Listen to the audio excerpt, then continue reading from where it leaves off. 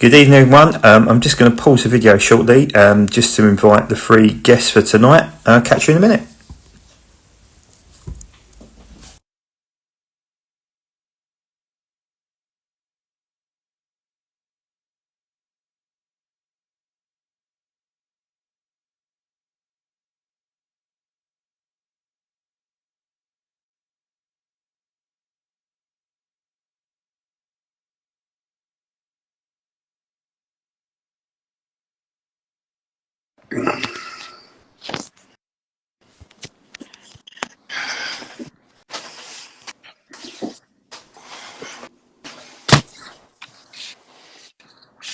How quick was that?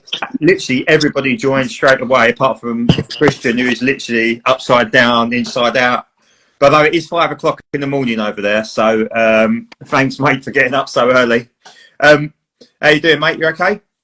I'm well. I thought I got a brand new computer. I thought I cracked it, but it didn't work. And I really don't understand why it always works so well on my phone, but not my bloody computer. It gives me the. At least you haven't come on with a sweary tirade to start with. So, anyhow, I'll do a little introduction. So, look, thanks everyone for joining us. You're right, Dwayne. It is coming home. I don't know where to. Probably Madrid rather than London, but nonetheless, I mean, I don't know how we have fluked our way through to a final. I really don't. Positive mental attitude, Mark. That's what you got to That have. is exactly Positive it. mental attitude. Okay. Look, by rights, we played 6 games. We've been shitting pretty much all 6. Hopefully, we're due to put in a performance. But look, thanks, guys. Yeah, absolutely. That's the English way. Look, thanks for joining us. We'll do the introductions in a minute. Obviously, it's episode 6. Tonight, I'm joined by Christian, who's in my top right, Andy, who looks like he's got his head on upside down in the bottom corner, and then Matt, whose hair is just getting bigger and bigger. It's like one of those things on Twitter. It's laziness. It's not because I think it looks good. It is pure laziness and nothing more. I'm under no illusion it looks ridiculous. It's like one of those pictures on Twitter. You know, if you like it, it makes something go bigger. It's like someone's done that in real life with you. So I just need to share something with you before we start this thing. So as always, we do a bit of a practice about half an hour before we start Wings Monthly, just to make sure everything's working fine. All fine, Andy. So Christian, bless him, obviously was a little bit late getting up because he has got a great excuse. It is 5 o'clock in the morning over in Australia. Good evening, Michael. I love you too. So he wasn't on. So anyhow, we paused it about 10 to 8. And I put the dog into the front room. And as I've gone into the front room, my dad is in the chair like this. So I'm like, oh, Dad, I'm just putting the dog in. And there was nothing. And I asked like 3 times. So I prodded him. I was like, oh my God, he's dead. He literally, I honestly thought he was dead. When he woke up, I was like, you know, like obviously, like I swore at him quite a bit at that point. I mean, but the worrying thing is, even if he was, I think I still would have done Wings Monthly. I don't want to let you all down. Isn't that terrible? Anyhow, moving swiftly on before we do the introductions, just a quick run through for tonight. So we'll do the intros with the 3 guys here on because obviously Matt's breaking his Wings Monthly virginity tonight. So he'll be talking about what he does for a living and his diecast loves, like all of us. Then we go on to the corgi woes. So I've got to try and keep this quite balanced. But there's a number of things I've written down of what's gone wrong with corgi recently and how it's affecting, I guess, us collectors. We'll talk about the latest HM poster and the new tool release. Obviously, we spoke about the F5 last time, but this time it's the YF23, which is a curious release to say the least. We talk a little bit about display basis and the options you've got to display your models. We're also going to talk about sensational Sywell for those who managed to go in the UK. What an amazing show! A little bit around that. Any questions that you guys have got in the bottom, please just fire them in there, left, right, and centre. And then I've got something of an exclusive to break at the very end, which is very, very good news, I guess, for the hobby and also for DWC and Wings Month and whatnot. So I've done my intro. You know who I am. You don't need me to wax lyrical anymore. We'll start with the Australian man in the top corner. Christian, just a quick introduction for those who don't know you, although hopefully they do now. I'm sure they do. Top of the evening, top of the morning. My name's Christian. Real sicko collector in the hobby. Been involved in the hobby for a long time. And that's about it, really. There's not really much else to say. That will do, mate. That will do. That will do. Cheers, buddy. Good to have you on again. Over to the bottom left, Andy. You want to talk a little about yourself? Andy, I run Lofty's Hobbies when I get a minute. I also work at Breton Aerodrome, aircraft maintenance. Not else much to say, really. And your second time on. Evening, Jamie. Jamie's obviously, and of course, over to our newbie over in the bottom corner, Matt. How we doing? Yeah, Matt Smith. Nice boring name. I work as the maintenance manager for historic aero engineering at North Weald. So we restore and maintain historic helicopters, classic jets, and we also overhaul historic aircraft engines. So we've done Centaurus engines, most recently the Centaurus engine for the Tempest at Sywell, and we've got a Pratt & Whitney 1340 for Harvard in the Bay at the moment, and so we quite a varied base of work we do, and I collect probably mainly World War II diecast, but I'm slowly migrating towards bringing in some World War One stuff. So that's Mike will be happy. A quick overview of me. Brilliant. Now, cheers, guys. Thank you for taking time out of your evenings to talk all things dorkiness. So we're going to lead into Matt, as Matt has obviously just touched upon. He works at Historic Aero Engineering, which is obviously previously Weald Aviation or whatever form it was in. An amazing treasure chest of toys, or the best toy box I've seen in a long while. I'm lucky to go and see Matt a few times up there and just be blown away by the stuff in there. Obviously, I'm not going to put Matt on the spot too much because there's customer confidentiality and stuff like that, which is only right because I don't want to get him in trouble. But Matt, just tell us a little bit about your overall role, where you started, how you got into it, and some of your experience along the way, because obviously you've had quite a fascinating upbringing in historic aviation. Yeah. So I'll start with where I am now and then kind of go backwards. So my role is maintenance manager. So I oversee all the ongoing maintenance at in our hangars. So that is from continuing airworthiness management. So managing the paperwork side of things, what checks we've got coming up, what aircraft we've got coming in, how we're going to do that, how we're going to manage the checks, but also overseeing the ongoing maintenance, making engineering decisions based on, what the defect might be or what tasks we've got going on in our fleet. So that's kind of my day to day. It's a role I've only stepped into in the last sort of 6-7 months. Prior to that, I was one of the senior shop floor engineers. So it's become more of a desk job than it used to be, but it's challenging in a different way and I enjoy it. But yeah, my route in really, like us all, I started out as a small kid at the crowd line at Duxford and other shows around the country. So I was ferried there by my parents, and we'd always go to the Shuttleworths, Duxfords, Flying Legends, obviously being the centre of the aviation universe for us all. And it was after doing some work experience at Southend Airport on airliners, so BAE 146s then, that I decided, okay, this is for me. I want to work on airplanes. And what with my interest in historic aviation having grown from going to the air shows and watching the likes of Ray Hanna and Stephen Gray, Mark Hanna and that displaying, I knew that at some point I wanted to try and get to historic aviation. And it sort of became a bit of a roller coaster, really. I'd always assumed that would be something I'd do towards the end of my career. But I did a 4-year apprenticeship at Southend Airport on airlines, so I got my qualifications there. And at the end of that, I then went to North Weald. A friend of mine who I had been working with at Southend had probably a year prior to me finishing my apprenticeship had gone to work there. And at that time, we were Weald Aviation. We had Venoms, Vampires, or one Vampire. We had a Venom. We had various jet provosts, Sea Fury, 1 or 2 Scouts and Wasps. There were very, very few of those around then. And that's what we were maintaining. We also had the Tempest restoration on the go. At that time, it was under our care.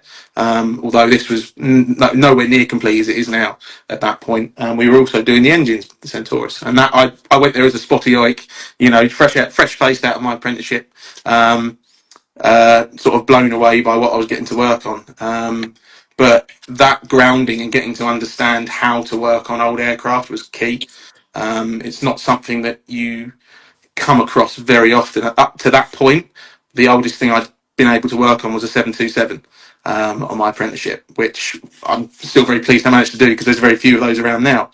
But so yeah, I was a junior engineer, so I was doing annual maintenance and defect rectification and pre-flights and seeing aircraft off. We had Hunter under out. We had Hunters as well that we looked after. So yeah, I spent 3 years doing that. I think 3 years, 4 years maybe. I think it might have been 4 years.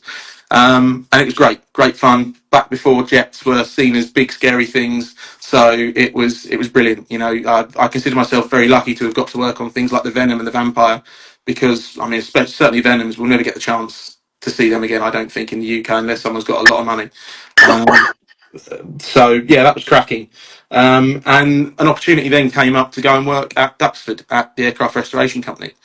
And obviously, being someone that had grown up, and Duxford was the centre of everything. It was, Mecca for all of us. It was the very pinnacle of what I'd always hoped to achieve, and I never thought at that age I'd get there, but I got the opportunity. And yeah, it was a hell of an experience being at Arco. It was tough. It was intense. They are not one of the very best maintenance companies in the world for no reason. It demands a level of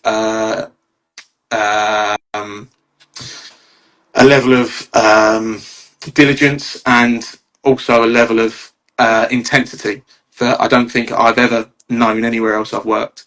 But what a grounding it was for me. I'm absolutely certain I would not be the engineer I am now, and I wouldn't be where I am without having had the experience of work at Arco. And yeah, while I was there, I was fortunate enough to work on everything from Chipmunk through Hawker Fury, Biplane, Hawker Nimrod, Blenheim, Spitfires, Mustangs, all of that good stuff they do. And, for someone that, grew up idolising, I mean, Mark Hanna was, when I was a kid, Mark Hanna was my absolute hero. He was to me, practically God as a kid. And the first aircraft I ever got the opportunity to, or the first warbird I ever got the opportunity to annual was MH434. And, that was bonkers. You can't, when you first walk into it, you can't quite reconcile the fact that you're getting to play with an airplane like that. But yeah, I had some amazing opportunities there. There's some great people there. And I stayed there for just over 2 years. And the opportunity came up to move on back to North Weald, and they were restoring the Lynx there, Lynx Mark 7. So I took that opportunity, went back to Weald, and was part of the team that restored what is now one of 2 airworthy Lynx Mark 7s in the world. I went in as a senior engineer there, and that was awesome. That really was. I'd always wanted to be part of a restoration. It's one thing maintaining the aircraft, but to have that opportunity to take something that was an ornament and then see it all the way through, pour everything into it, and then see it fly was something I'd always wanted to do. And to get that opportunity was huge. And so yeah, we spent the better part of 2.5 years restoring this Lynx. So took it from, at one point it resembled nothing more than a boat, really. It had nothing on it. We'd have taken everything off, go through the whole thing, put it back together, and flew it, and it was incredible. I mean, it's funny actually. Much to the chagrin of my fiance, I remember telling everyone that the feeling of seeing it fly for the first time, the only thing I can really compare it to was getting down on one knee, because it's that same feeling of sheer terror but also sheer excitement. So yeah, it was brilliant. And then say 6-7 months ago, moved across into the maintenance manager role, and here we are now. So that's kind of a speedy fly through of my career and what I do for a living, really. I've got a question for you, because Dwayne's asked one, but Yeah, I just want to point out, if you and Lucy ever have children and you go, Yeah, it's nearly as good as the first flight of the Lynx. That is not going to go down well. No, I it's just true. want to put that out there now, just in case. But Dwayne has asked. He said, "That's so beautiful. You don't need a degree, but an apprenticeship to get into aircraft maintenance. It's not like that in India. Do you have to do A-level science as like a minimal?" No, so I've not got A levels. I did go to college, so I did a BTEC here in engineering, but that wouldn't have been required for me to get on my apprenticeship. All we needed was I can't remember what particular GCS, or it would have been GCSEs at the time, but I think it was you needed all the core sciences and core subjects at A to C level, and then it was just a case of showing that you're keen, you're enthusiastic, and that you have a basic level of knowledge about what an airplane is. And fortunately, I think there was 250 applicants for my apprenticeship, and I was one of 5 that managed to get through and get my apprenticeship. So yeah, no need for A levels, fortunately for us over here. But no, look, I mean, I've seen the journey the entire way. I mean, I remember being down at Southend when the 2 Lancs come in, and the day that was, what an amazing day that was. Being up the step ladder as they literally come like taxiing in, that was amazing. Yeah, that was amazing. So, what are you allowed to talk about? What you're currently working on definitely. at the moment, or bits you're allowed to? Definitely. So we, in the shed at the moment, we've got a Lynx HMA8, so Mark 8 Lynx, Navy Lynx. So that's owned by the same guy that owns the Mark 7 Lynx, and we are perilously close to making noise with that aircraft. So we're really hopeful that we'll start looking to do initial engine runs and stuff like that in the next couple of months. And the aim is to at least have it hover, if we can, by the end of the year, to have it flying next year. In fact, just today we fired up all the systems on the electrical systems for it for the first time, which was really cool to see. You've got these computer displays in the center console, and to see those light up without any, bang, up they came, and it sort of saw that what computers we had, still installed. And there's some boxes we've got to find, because as you can imagine, finding ex-military hardware for these aircraft is not easy. It's this, you find yourself in this strange place when you're working on the really old stuff. It's hard to get hold of the spares for the really old rare stuff, because it's really old and really rare. But the really modern stuff, things like rotor heads, things like computer boxes and stuff like that, are actually still used by some of the more modern stuff. So it's hard to get, because some of it's still in use. So that provides a challenge. But so that's the Lynx. So that'll be cracking to see. And the plan is that the owner wants to display the Mark 7 and Mark 8 together. And so hopefully we'll have that to look forward to on the display scene. We've got an ex-Saudi Air Force Strike Master that we're currently doing. So that's quite a time capsule, to be honest. It's quite remarkable. That had been in a container since it left the Saudi Air Force, pretty much, broadly. So it is still full of Saudi sand. I mean, it really is, pushed into a corner. It was left there, put in a container, and it's come out, and it's as it was, which is really, really cool. So that's in the early stages of its restoration to fly. So hopefully we'll see that towards the back end of next year, maybe the middle of next year, but probably the back end. We've got a Hunter T8, which is one that I know a lot of people know that we've got. So that's owned by the same guy that has the Tempests, Spitfires, and various bits up at Sywell. So we are in the process of restoring that to fly. I know there's a lot of ill-informed sort of talk about Hunters, and they'll never be allowed to fly. The CIA will never allowed to fly. That's not the case. The CIA are, working with us to help us achieve getting this Hunter to fly. We've had some difficulties with it because it's a T8, T8C. I should know this off the top of my head, but I always get designations messed around because there were so many with the T8. But where it was a Buccaneer trainer aircraft, it's got Buccaneer instrumentation in it, and the issues we've had with that have been many and vast. But basically, it's so rare. The equipment is so rare, so hard to maintain, so difficult to keep running, that we have had to. We've exhausted every avenue we can to try and make it work. So what we've now got to do is put that to what will effectively be a T7 standard cockpit. So that's the plan there, and that hopefully will fly. There's no explicit timeline on that, but we'd hope to be somewhere around within a year, maybe just over a year. But as with these things, it's always very fluid with big projects. We've got a couple of JPs in the work that we're putting back in the air, a couple that haven't been in the air for a few years now. I know there's various schools of thought on jet provosts, but my view is, especially in this day and age where jets are so few and far between, they can't be sneered at. And then we've got, say, 1340 in the engine bay right now for Harvard, which we're doing a full overhaul for. And then our ongoing maintenance on Wasp and Scout helicopters and a couple of other JPs we have flying. So yeah, we're busy at the moment, and that's notwithstanding other projects we've got on the go and other things that are in the pipeline, hopefully, which will come off and be really exciting. But unfortunately, I can't talk about for obvious reasons. Yeah, of course. So yeah, we're keeping busy. Look, I would say to anybody who is in around sort of the sort of North London, Essex, East End sort of region, and I really do pop down to North Weald. It isn't just what's going on with Matt in his multiple hangars, but just across from them you've got Peter Teichmann's collection. Yeah. You've got aero legends who have been doing all sorts of things.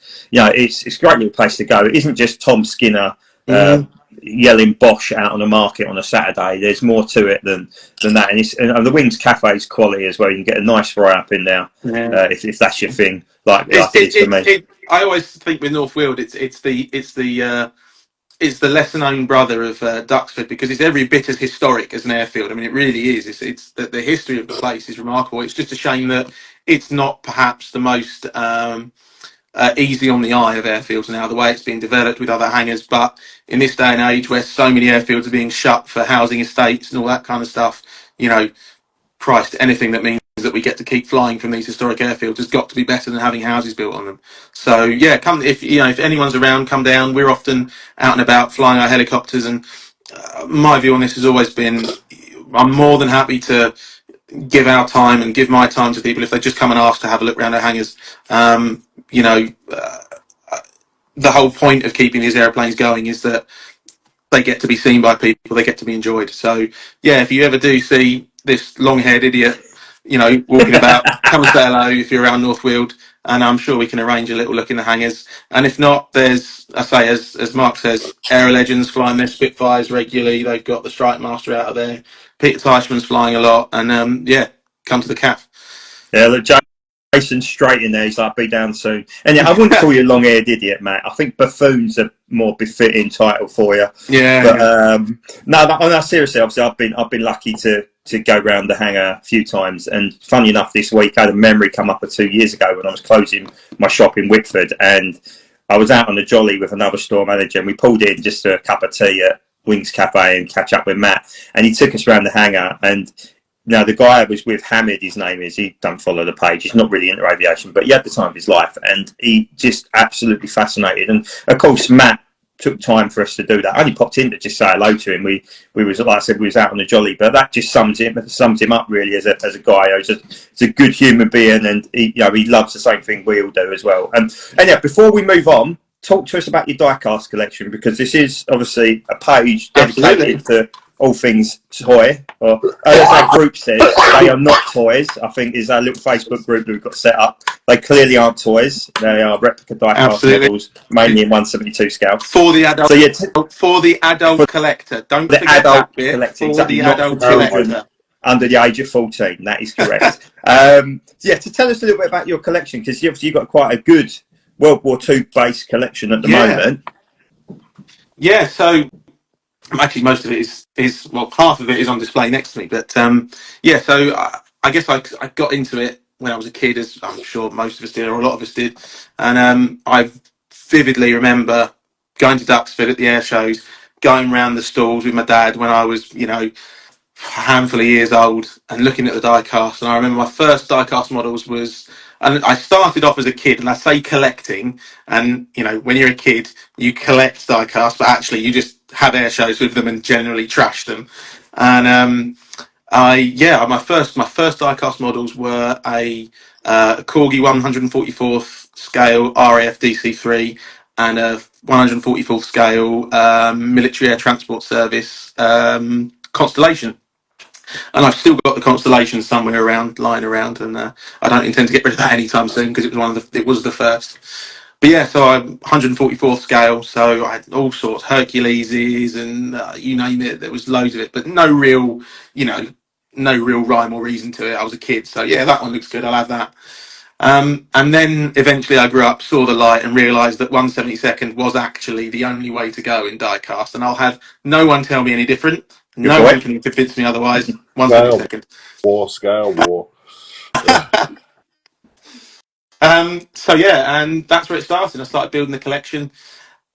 There's no particular rhyme or reason per se, but there are things that I like to collect. So, for example, I've got all the corgi 78 fighter group releases, and that was something I was really keen to get hold of. Just as it seemed like a nice set. So War Eagle, Snafu, Twilight Tear, Be Beautiful Dull, and No Guts, No Glory.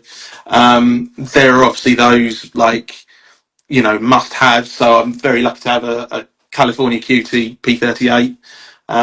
Princess Elizabeth's in there. But I'm drawn to oddball things as well. So I like the Dornier 17s. I'm a big fan of things like the P39s, P63s, bits and pieces like that. And the early RAF stuff as well in particular. So your Hawker biplanes, I've got quite a few of those. Early Hurricanes, early Spitfires. Some of the Oxford stuff's really nice. The Ansons and Oxfords as well, actually, airspeed Oxfords. But in recent times, I keep my hand in with the 72nd. I haven't had bought much in the way of 1/72 stuff recently, but I've been sort of moving across to the World War One stuff, which I know is 1/48th, and I know I just said 1/72nd, but I make it an exception for those because let's face it, no one wants a 1/72nd with camel or triplane because it's pointless. But actually, it was sparked by the Brisfit release. And I love the Bristol Fighter. It's one of my favourites, and it's such a cool looking aircraft, and it's got such presence to it when you see one in the flesh. And so yeah, I had to have those, and I've actually ended up buying all three of the Bristol Fighter releases so far. I've got an Albatross. I think I've got something else as well, which I can't remember off the top of my head. The rest of it is all in the cupboard next to me. I'm not on display, so I can't cheat and look over. So yeah, at the moment, I'm always keeping my eye out for any interesting World War One stuff here and there. But I tend to. I'm not like you, Mark. I'm not like a magpie where if I see diecast, I have to have it. I'm just buying it. I have to have it. I wait for something to sort of take my eye, and I'm yeah. There's no particular rhyme or reason, but it's the kind of thing of like I know it when I see it what I want. So yeah, that's kind of my collection really and how I collect. Look, you've been talking for half an hour, mate. I'll put you on the spot here. Welcome to the Matt Smith show. Please. This is. I've got an Australian who's literally like gritting his teeth, ready to get into the next bit. But look, no, thanks a lot. I really appreciate it. I've been wanting you to come on for a few months now, and obviously I know it takes a lot to put your face in front of the camera, especially when you've got hairdo like that. I mean, no, but on all seriousness, obviously Matt is getting married as well later this year. So can't wait for that day. Hopefully I won't fall over to Nirvana this time because that was catastrophic at James and Alice's one. And expecting a nice diecast model as the wedding gift, obviously. Yeah, I look forward to it. A nice constellation. Yeah, yeah, it's what's it called? Art Deco. That would be the way I would look at it. Yeah, no, you won't be getting diecast, Matt, because I don't want to be shot. I don't want to be executed at your wedding. I think that might be a bit too much. But no, look, Matt, thanks for talking us through. But like I said, Matt is very welcoming at North Weald. Don't all go at once, so don't have a coach load of people turn up. But no, look, he's more than happy to show you, and it's a great place to go as well, especially on a lovely summer's afternoon. As Spitfires bumbling around and the Jet Provost and Strike Masters are rolling down the runway. It's a great little place to go, and like Matt said, it's steeped in history as well, and it's in the greatest county in the world, in Essex. So what else is there to love, really? Anyhow, look, we're moving on to the next bit. So cheers, Matt. Really appreciate it. So The next bit I've titled Corgi Woes. So before I hand over to the two gentlemen, in one to the right and one underneath me, I'm just going to run through a list of the last few Corgi releases and some of the ones that they haven't got right. And it sounds like a weird thing to do, to be talking about being quite negative in the outlook, but there's logic for this. So we've got obviously the Typhoon and Lizzie to come, which look pretty decent, to be fair, and I would hope that they can't go horribly wrong with it. We've got the B25, which we spoke about, which looks lovely, but it's pretty much a duplicate of the one they've done before. We'll see what it looks like when it comes out. We've also got the Marauder. For anybody who's seen on the Model Hanger Free Forum, there's a horrible joint line where the actual name of Dynamite is, and it could well be a tail sitter. The engine nacelles aren't quite right, and is it the angle of the engine as well isn't quite right, but we'll reserve judgment till we've got that in our hands. The last Spitfire, ML407, I think actually it's probably Corgi at their best. It's spot on. The application's good. The finish is good. It's an iconic aircraft, and actually it's a bit of a winner. Then we get on to the Tonka, which I'm sure Christian and Andy will get into in detail. It's 148, but it isn't 148. It looks horrible, and I will quote Christian saying it's the worst model in the history of our hobby. So you can imagine, and it's not holding back. So look, we're getting to more detail. I'm here for it. I'm here for it. Yeah. I'm here for it. The Swordfish, lovely model, but there was paint issues in terms of where the camouflage was joined, and actually a lot of the models with the wires weren't right either. The Royal Australian Air Force Canberra, enough's been said about that already, not great. The Beaufighter looked nice, but the nacelles weren't painted, and actually it was a dubious scheme in terms of the research, not just the application of the scheme, but how the markings were put on it as well. It's class. It isn't great. The Ju-88 previous to that had the wrong gondola on the front. It should have been a night fighter. It had the wrong gondola on the front, but execution-wise, the paint scheme was pretty well received, but it, again, wasn't quite right. We then go back to Christmas. We had the Typhoon debacle with the cockpit painted in primer rather than black, which looks like a bit of a screw-up. We had the Scampton Vulcan with the wrong colour grey underneath the wings and being churned out at 240 quid. We've got the one drop tanked Happy Jack's Go Buggy Mustang. I'm going a little bit further back now. Obviously, what a screw up that was. The holes weren't even put in for the drop tanks. You had Lancaster Mike Squared, the upside down swastikas. You had the P-38 Miss Virginia that had more bigger gaps in the Grand Canyon. And obviously we've got the P-47 coming out, which Matt was talking about. Looks nice, but one of the main ones which I think we could all agree is due a retool. A bit like the Harrier, the Falklands Harrier, which I haven't included on this, which was a very, very strange release. It was a very outdated mould. So that's just the bits that I've looked at, just going through Model Hanger Free Forum, going back and tracking back. Christian, Andy, the floor is yours. Discuss where you want to start. You can start wherever. Who wants to go first? Andy, I'll let you go, mate, because I talk a lot. Well, I'm always on this show. I could be here all fucking night with Corgi. Jesus. I'll let you go first, Christian.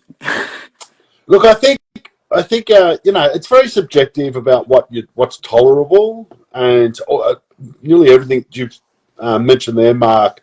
It's up to the collector. It's very subjective, and most of those models that you mentioned, I've got in the cabinet. The Tornado is in a level by itself. I mean, I'll try and briefly go through the issues with it, but it's a Frankenstein of scale. Yeah. Even the alarms are not to scale with the actual alarm. They're too long they're too thick for their length, for example. The fuselage is 1:48. When we're talking about length, it's 1:48, but the width is something else. The wings are 1:48. So what they... I'm sick again, I'm sorry. So what Corgi have done with the fuselage is that they've created, a 1:44, 1:40 scale fuselage when it comes to the width um, of and the depth of the fuselage, but they've squashed it in a 1:48 scale. So even the length of the fuselage is not the same scale as the width of the fuselage. Now, how they've done this with LiDAR is beyond me. Even if you wanted to do that deliberately, I would think you will find that hard with LiDAR. You had one job, Corgi. One Yeah, job. but they've never done this before. No manufacturer. So I can't somebody's hit the think. wrong number somewhere then, haven't they? Because there must be a Sorry? dimensional measurement. So although they've scanned it, obviously they scanned it as 1:1, haven't they? So when you squash Yes. it down, you have somebody slipped a finger somewhere, haven't they? Yes. So the LiDAR scan. I've got to be careful what I say here because I just need to be careful. So no one's ever done this before. I can't think of any manufacturer from Matchbox back in the day to now that's created this extraordinary scale mismatch. And the only model that I can think of that is comparable, although I would argue is nowhere near as egregious, is a Franklin Mint Tornado that was dressed up as an F3, colours and scheme. It was 11 Squadron or 5 Squadron, I can't remember which one, in a GR1 tooling, which was interesting. But this is different. I think people know that I'm into the history of the hobby. I cannot think of a model that is comparable with this model. And it's the worst model. It's the worst model ever because in the context that it's 2024, I'd like to think the hobby is getting increasingly more mature with more technology, LiDAR, for example. It beggars belief that Corgi can churn out this model. It's just ridiculous. I mean, look, And there's a number of questions. I see Stephen Lambold's on. He just said, looking forward to having he was looking forward to having that discussion with Corgi at RIAT. But the bit is, obviously, there would have been, before the pre-pro would have come, there would have been a pre-pro or a build of the initial release. And I don't know how tooling works, but if you make a tool, you obviously have to put that together straight away. So surely they would have identified that at the pre-pro stage? when the first PP came out, they knew about it because they were told. And they were told by more than one person. It didn't look right, did it? It looked fat. It looked like it was pregnant. So they knew, Corgi knew about the problem. They've known about the problem for over a year or thereabouts. Certainly, well into last year, they knew about the problem, but they cracked on anyway. Now, how it got out was I was contacted by the people, and I've just discussed this with them because I had to, but they were Dash 7. So these are the guys in their own time who are not paid, who do all the Deco Masters for the models. So if you've known about not really, but the Dash 7 have been around for a long time. They're a great bunch of guys. They're well known within the hobby and the forums. And they used to do all the, they still do, they do all the Deco Masters for the releases. So they research the aircraft that Corgi want to release, and they write this extraordinary report. I've seen one. Like the work into this report is extremely impressive, and these guys do it on their own for nothing. So they knew. That's why the colours on the Tornado are perfect. Like the colours on this bloody thing is it looks fantastic. But so they've known about this for a long time, and they cracked on with it. I know that within Corgi itself, and this caused a bit of angst. So it's not only has corgi known about it for a long time, that within corgi itself, that it's caused some issues because there's nothing like it. I put on the forum and I've asked on the forum, God knows how many times, what can you compare this bloody awful model to? And no one, there is no comparison. It is that bad. Yeah. That's me done. There's a couple of bits obviously that just come down on the messages here. So George Witter said the listing on the Corgi website is a bit bizarre. The only photos are of the box art. Have they done a Diecast diary special on it yet? I can't remember. No, and that's a little bit telling, isn't it? And obviously, yes. Jay Hall has put Corgi ethos is don't back down, double down. I get it. Look, you've got to remember, I mean, again, this is just bringing a bit of balance to it. I mean, we'll get to Andy in a minute because I've got a very interesting part from the retail perspective. Just to sort of balance it off, they're not going to come out and go, sorry guys, we're trying to sell your £170 model and it's a pile of shit.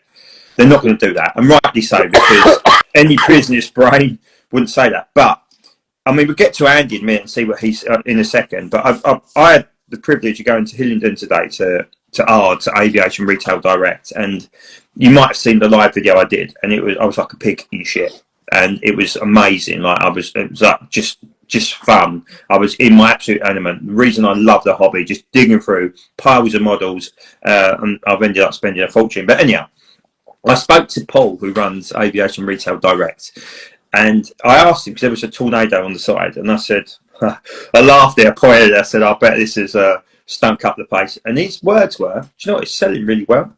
And I know we are, there's an element of rivet counting amongst the hobbyists, and we love our hobby and we're passionate about banging out the proper product, the correct product in the right colours, in the right scale, with everything, especially when you're paying north of 170 quid for it. It's got to be pretty much near perfect. But people still liking it, and look, it's not us. This is just to make this quite clear. This isn't us telling you don't go and buy it. If you want to go and buy it, go and buy it. But we're pointing out. I'm not saying go buy it. I mean, for me, like Matt said, I'm 172 with the exception of a few 148 World War One. Michael, if he's still on, you know, I'm 172, so it was never really on the agenda for me unless it went stupidly cheap. I get it though. I get it though. It's like the early Mark 9 Spitfires. It's the same thing. I've never owned one. One of them will never desecrate my collection. But it's the same principle, isn't it? You know, Yeah, of course it is. It's but that was 20 years ago. But when that's the difference. Yeah, exactly. But when something on your course is that bad, you're not going to have it. The hobby is literally a quarter of a century old this year, because I believe the first model churned out in 1999. So this year is the 25th anniversary of Diecast, from Corgi anyhow, that in particular.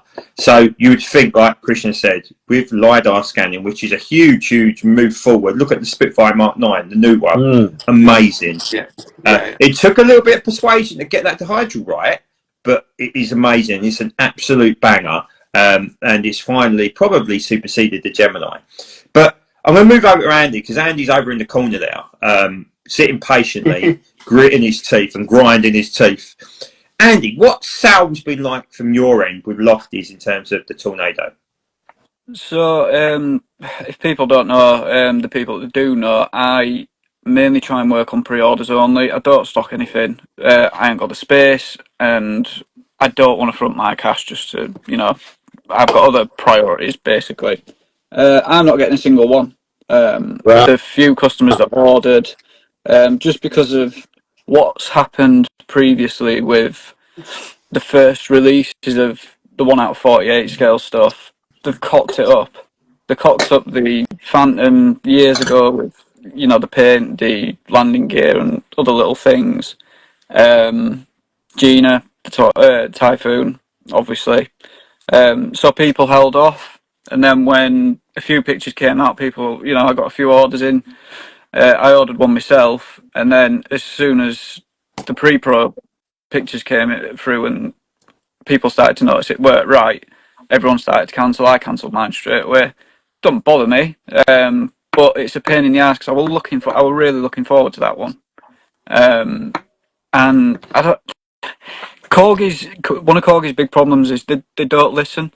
They just don't listen to anybody. They don't listen to customers, and I'm pretty sure that they don't listen to their own people that work for them. I Exactly. mean, it felt like with the new Spitfire, it looks brilliant. It's fantastic. It's a beautiful tooling, but for me, it felt like customers and people had to scream at them to sort that dihedral out. What good is that? You know, Hobbymaster, you know, they'll put out some pre-pro pictures. If they cock up on the paint, they cock up on a decal or something. A lot of the times you know, they sort it out. Corgi don't do that. They just carry on. And I think down the line, if they carry on doing this, where's it going to get them? I mean, you know, if ARD are selling out, you know, selling well on the Tornado, fair play to them. But there's not a lot of people that are going to want, you know, repeats of that Tornado. They're not going to want, you know, they're not going to want you know, the other squadrons, the other schemes, because the whole model's fucked. And that should have so much legs, that tooling. So I'm going to put another question out to you. You know, I've pitched this to Michael, and I keep pitching it to him. If anything comes up in Hornby, I would love to go and work for him, just to be that person. Because I come from a customer service background, I know how important it is working in retail that you listen to your customers. If you're stinking up the place with stuff that ain't working, it's really difficult to try and make change happen when you're at the bottom of the food chain. So I will put that out there. So obviously I work for a food retailer. It feels like at times I just want to smash my head into the wall because nobody listens. Yeah. And the problem is when you want something changed. So I'll give an example, right? And this is just completely non-diecast. In the shop, one of the shops I currently run in central London, we have an entrance and we had a second entrance. The second entrance was next to the wines and spirits. So every thief would come in, fill up the wines and spirits and walk out. It took me 18 months to turn that second entrance into a fire exit only. 18 months.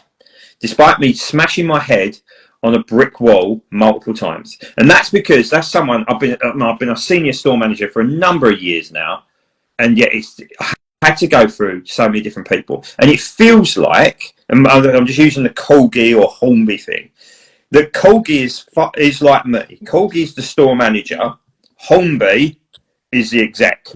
And they're having to go through dunk, dunk, dunk, dunk, dunk, dunk, dunk, dunk, dunk to get things and change happen. And that's what it feels like. They're not an equal partner. And that's it, just looking from the outside, that's what it feels like. They're not an equal partner. So we talk about the customer service. I know for a fact, the man who I speak to on a regular basis, Mike Clegg, really gives a shit about this hobby. He loves the hobby. But what he can't do is he can't make the change happen because he's too far down the food chain. Because actually, even corgi, the top of corgi, doesn't have that much influence within Hornby, isn't it? Because Hornby will always take precedent in the factory. Because from what I gather, everything comes out of the same factory. The factory are the ones who are churning out the errors time and time again. So the bit I'm trying to make, I guess the question to you three, what needs to change with the production in order to make it right? So, and also, how do you recover this Tornado? Is it a complete write-off and start again? Can I just sort of the little bit of input that kind of draws on some of what I've done in my world. So some of what we do at Weald is static projects. So we've done a Hunter F1 in the past. We're doing a Vampire at the moment, and it's, you know, really getting the scheme right and getting everything right on it. It's the same principle, just in 1-to-1 scale rather than, you know, just scaled down, right? And what you tend to find is that the people that own the aircraft, they don't actually really know that much about how it should look and about what looks right. But I know damn well that if I roll that airplane out of the hangar, it has to be spot on. Yep. Because every single enthusiast that sees it will immediately go, oh, that's not right. So for our reputation, I have to understand that the enthusiasts will know straight away if it's wrong, and they won't be wrong. It'll be us that's wrong. Yep. Yeah. So you have to have that in the back of your mind. And I can't understand how, you know, we're not trying to sell that airplane to the enthusiasts. You know, corgi their whole thing is trying to sell these airplanes to enthusiasts, right?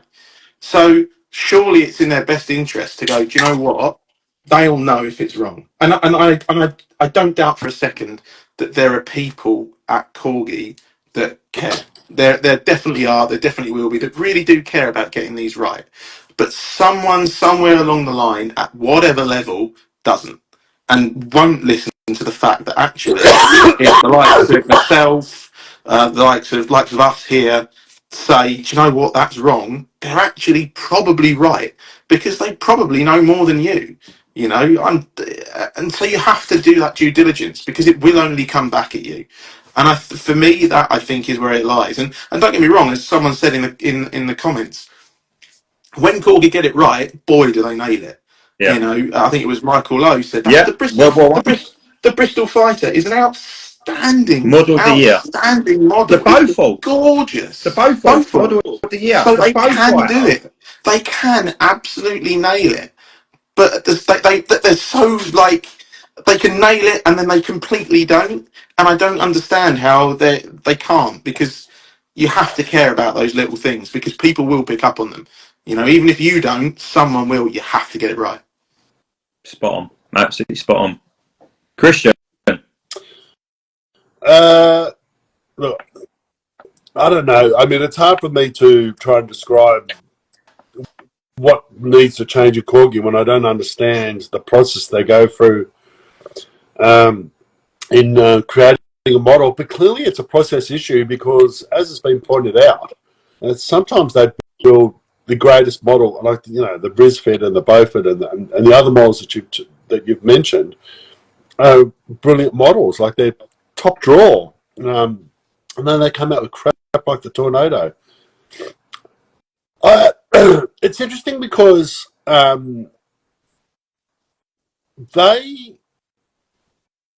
this is what I think part of the problem is. For example, the Canberra and the Tornado as well.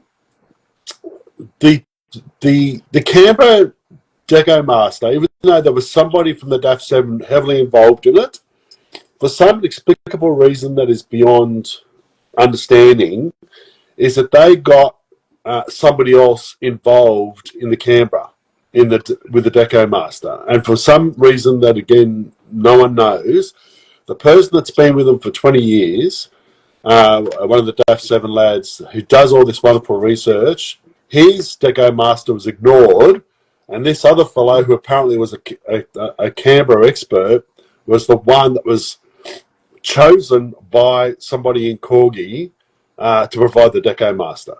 And that Deco Master represented a RAF Canberra.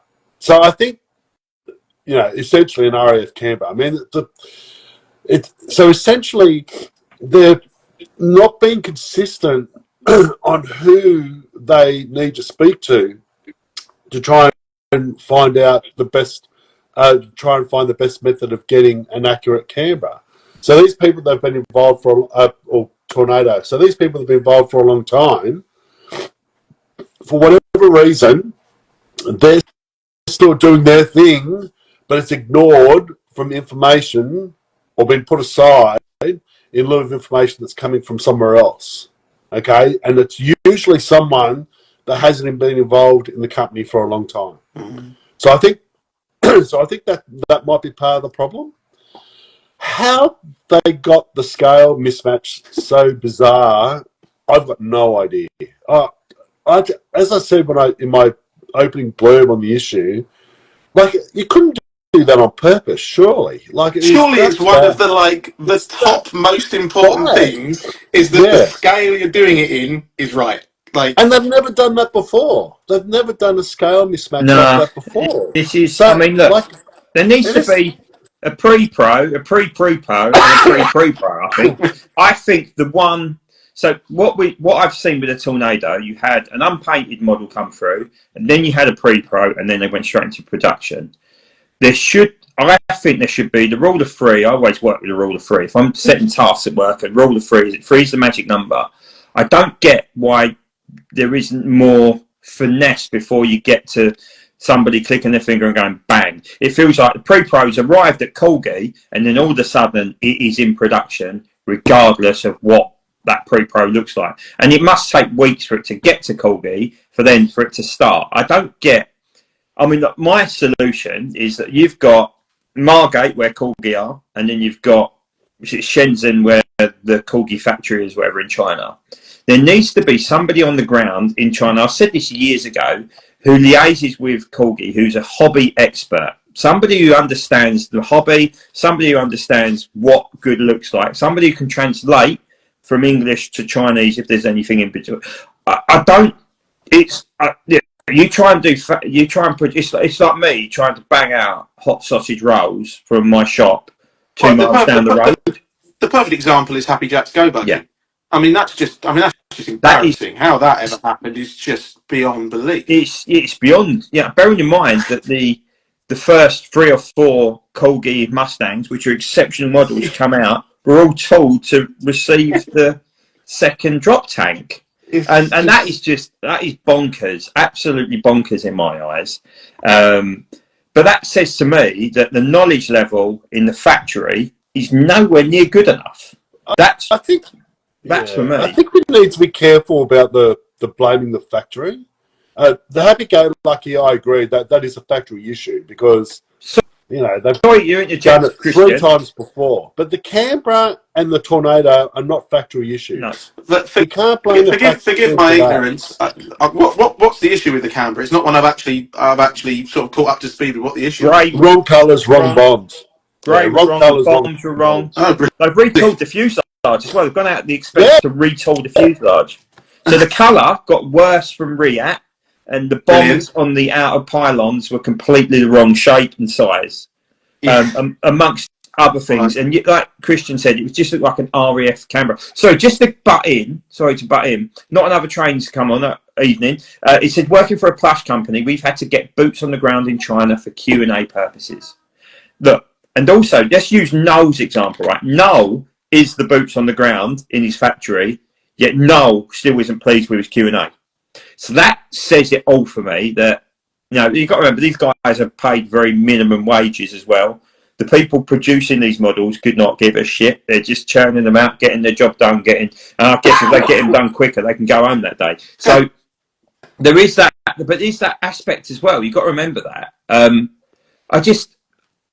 I don't really. I mean, bringing production back to the UK is not a doer. It's not going to happen. I do agree with Christian that if you're starting off on a footing of you've managed to get it in the wrong scale, then you're buggered before you've even started. Before you even go down to quality assurance problems. If that's your starting point, then largely everything else doesn't matter. Do you know what I mean? I think there's been a lot of noise on the 148 page on Model Hangar 3, and it's been very, very truthful. But I think the only logical way is to scrap the tooling and start again. There might be elements of the tooling they can save, but they didn't even tool the undercarriage door on the front. Is that correct? Yeah, they forgot the. They've got the undercarriage door. That's an easy fix. Look at the Phantom. They managed to fix the Phantom. Obviously, they've done it in 172 scale with the P40 as well, didn't they? They fixed the canopy. So that little aspect isn't a major aspect in my eyes. And yes, the funny thing is, them fixing the canopy meant I bought one. Simple as that. Otherwise I never would have done, because you just look at it and you go, There we go. Andy's just said, Andy Curtis, I worked in Bath and Beauty with production in China. Didn't seem that sort of guy, but obviously you clearly are. We had 3 samples sent before we said yes. So many mistakes, even when we spotted issues, changes not always fixed. And there you go. Because you've got to remember, changes cost the factory money as well, right? And then if the factory France we aren't producing it, that creates a massive issue as well if you've got pre-orders paid for and stuff. So there's so much that goes into it. Obviously, I'm not entirely into the business of diecast. There's people who know a lot more than I ever will. The translation thing is huge. I don't know what the attitude is around downloading tools. Are they doing it deliberately to try and to lose a contract? There's so many different things that could be said. So Noel's one. Let's just go back to Calendar Wings as an example. Obviously, Noel lives in China, literally lives in his factory. It felt like his previous factory were deliberately screwing things up to get rid of him. Obviously, you can say we like that, Noel, but Noel is in. See why though? Yeah. Come on. I can knew see that why, was coming. If I was the factory, I would have fucked him off as well. Say what you really think, Christian. Say what you really He's think. back, ladies and gentlemen, Mr. Christian Oakley. But look, there is that aspect. You've got to remember, if something's really complicated and it makes the factory's life harder, you do a bad job of it, and then you go, "Oh, sorry, we've lost the contract, but we've got another one lined up." Does that? I don't know if that plays a part. I really don't know. I'm not suggesting the factory is screwing it up, but there's a care level from the corgi, but there might not be a care level at the factory, unless they're employed by Hornby specifically. I don't know what the problem is. I think that, I mean, the inherent problem with Diecast is that all the investment for the tooling is up front. So, because it's a huge, heavy, robust chunk of metal that has to, repeatedly go through extremes of temperature and pressure to churn out, all these parts of the model before it's all assembled together. So, because the money is up front, so when Corgi got their first model back from China, the Pre-Pro, all that investment's already been put into. So there's nothing they can do to fix the tooling after they get the Pre-Pro. The Pre-Pro is really only for little things like plastic additions and the scheme itself. Once that first Pre-Pro is, the basic outline or the basic tooling is done and dusted. And that's where all the money has been invested into building that tooling. I've just done some quick maths, right? I'm actually quite surprised by this. In order to recoup the 50 grand outlay in tooling costs, which we're assuming is around about that I think that's underestimating it a tad. Yeah, so we say 50 grand, but obviously it's a bigger model, so the likelihood is it will cost a lot. Corgi would need to sell at retail at £170, 294 tornadoes in order to break that even. Of course, obviously that isn't the profit involved in that. So the profit, I don't know what the profit runs at. We can assume between 10 and 20%, maybe. So they may be making 20 quid profit per model. You've got to then times that. So actually, it's not a decision it can make or break your financial results at Hornby by screwing up one major investment so bad. I suppose to be fair, also throw in there that the tooling cost, you're making the assumption that it's a cost based on one model, because actually if you get the tooling right, then you can punch out 5 different schemes, and actually suddenly that outlay gets spread across 5 toolings, and those other 4, you sort of see what I mean. So it's but also at £170 a go, will that tooling redeem that every year? You can only really do one per year in that tooling at that price in order to keep that appetite for collectors to keep going. It's not as if you're churning out 20 quid now where you can do like a Hobby Master where you can do a split run of 200 Phantoms in this scheme and 200 in the other. Corgi have got to think that they can't overflow the market and saturate the market with too many £170 tornadoes. And what's also interesting, sorry, just to completely be random here, next week is RIAT. I think there's 2 announcements next week at RIAT. I would guess there will be a 148 Buccaneer. This is just a guess, of course, I don't know. And I think the Hornets will probably break cover the ME410, which is quite an exciting one. I'm looking forward to. 172nd, is it? It is, yeah. The Hornets is, yeah. I'm in for that as long as it's in the right scale. Well, we'll see. It could have 148 engines on it, like one of them cartoon planes. But I mean, that could be their sake. I mean, what I think is going to have to happen, and this is just an assumption. I think the Tornado will disappear for a year, and it might come back retooled or reimagined, or whatever way you want to look at it, and then the Buccaneer will take its. But they've also got a tendency to take over 18 months from it breaking cover to going into production. And this might take even longer if they screwed up this one, because they might want to just fine-tune it that little bit more to make sure. Because their last 2 148 releases, the Typhoon is a brilliant tooling, but of course they fucked up the canopy. And of course now the Tornado debacle. as well, which again should be an absolute banger. It should slap you in the face. An iconic aircraft in an iconic scheme for an iconic squadron, and it's just gone like that. And it is literally a collective head slap amongst every collector. Like I said, I'm not a one in for it anyhow, but it's just frustrating to see it, because you've also got to remember a successful tooling that sells amazingly pays for the next tooling to come out. Yes. In corgi as well. So if they go to the Hornby board and say, right, do you know what? We've just banged out £2,170 tornadoes. I want this and this in 172 scale, or I want a 172 scale and 148, which we pre-planned to do. You can now invest in it because our profits are through the roof.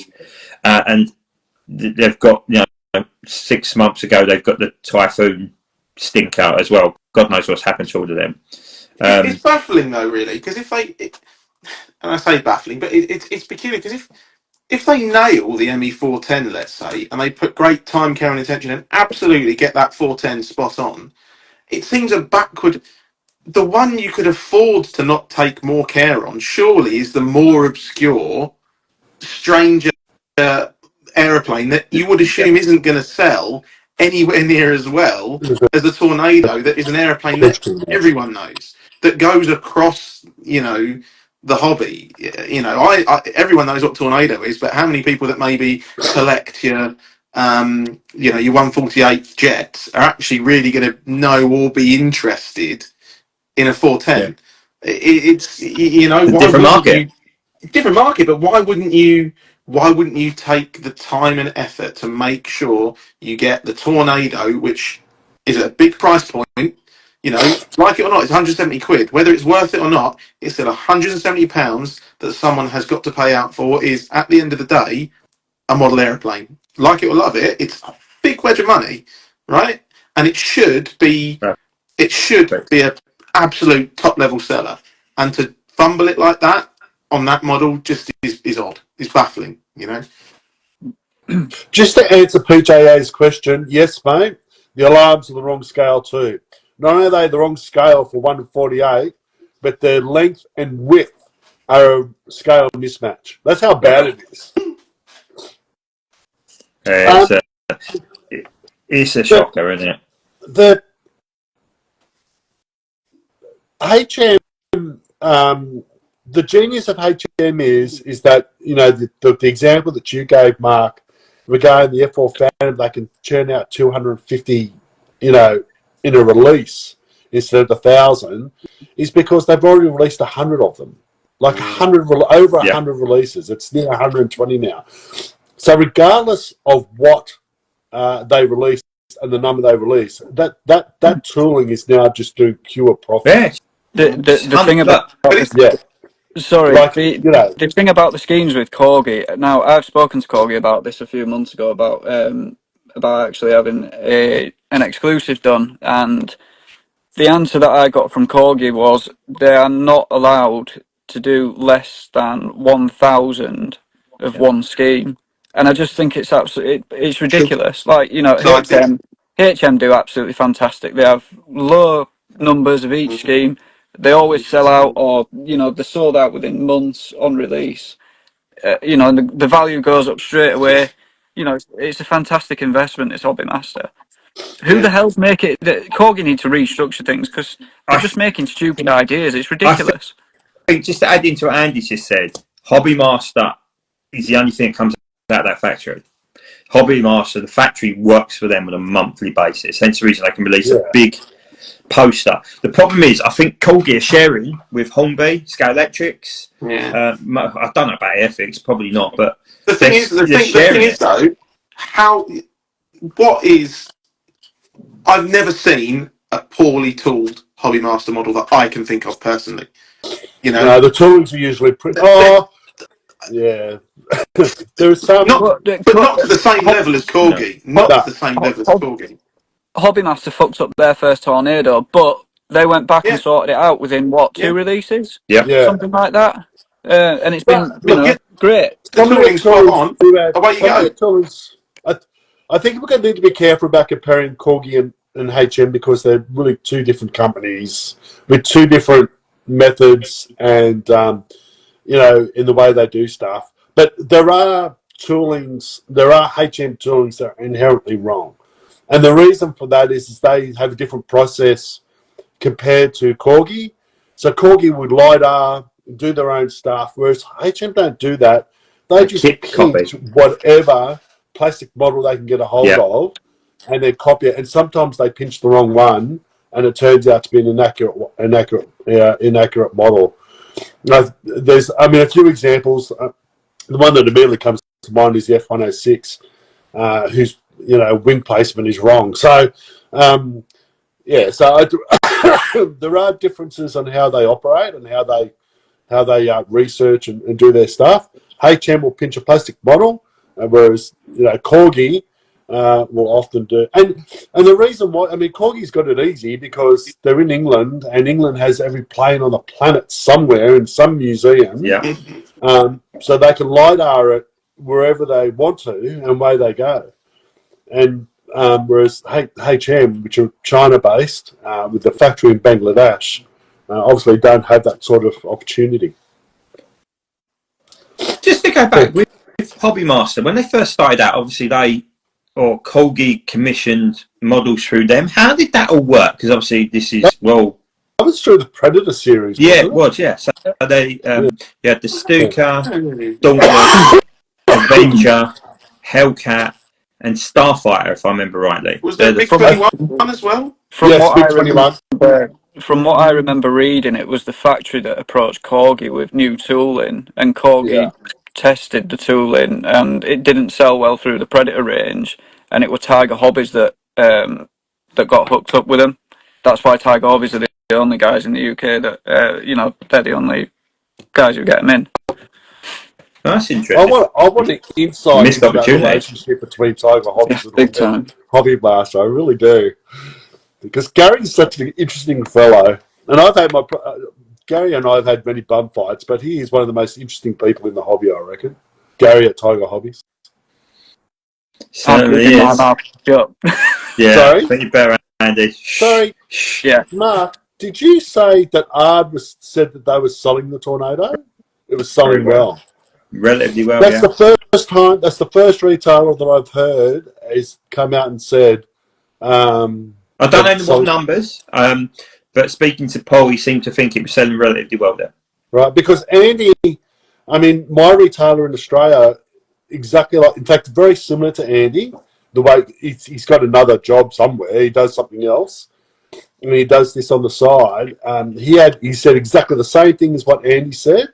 He said, "I'm not having a bar of it. I cancelled every single one that I ordered." Yeah.